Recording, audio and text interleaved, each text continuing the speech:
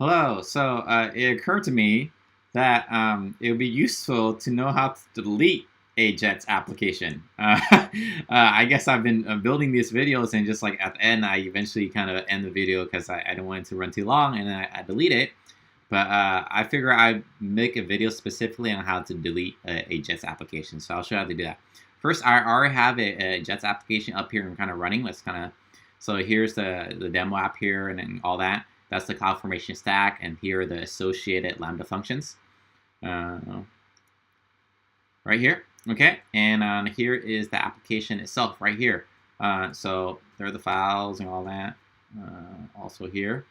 And let's see, if you open up application, you can see the name right here on top, demo. So it's demo app. It corresponds to this, all the demo namespace Lambda functions and the CloudFormation stack. I'll open it one more time.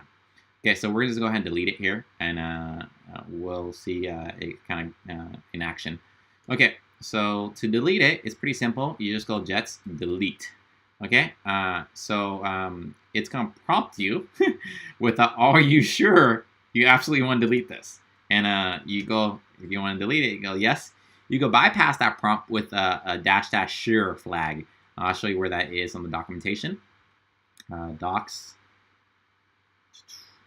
CLI reference, and delete.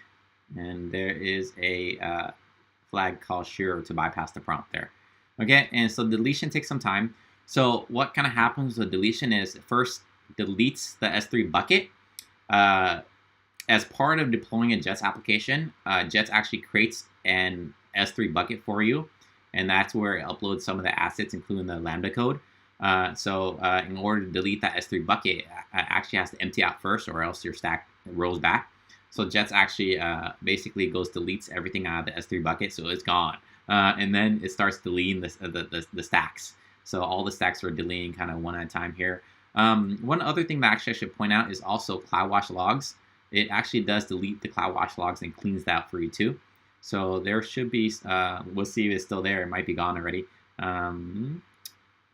Looks like it's not really loading right now. Oh, there. Oh, I was impatient.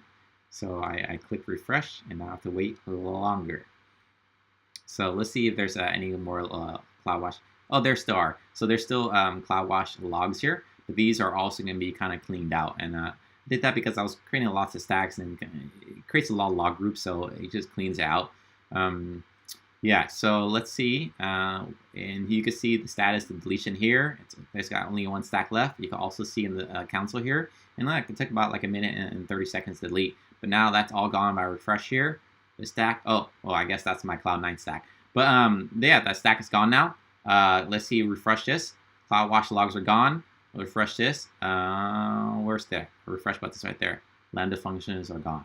So like that, you've basically created all those resources, including API gateway. That one's gone too. And now that's all gone. So obviously be very careful with it, but also you can see how easy it is to kind of create all this infrastructure and then remove them. It's because all the infrastructure at this point is code.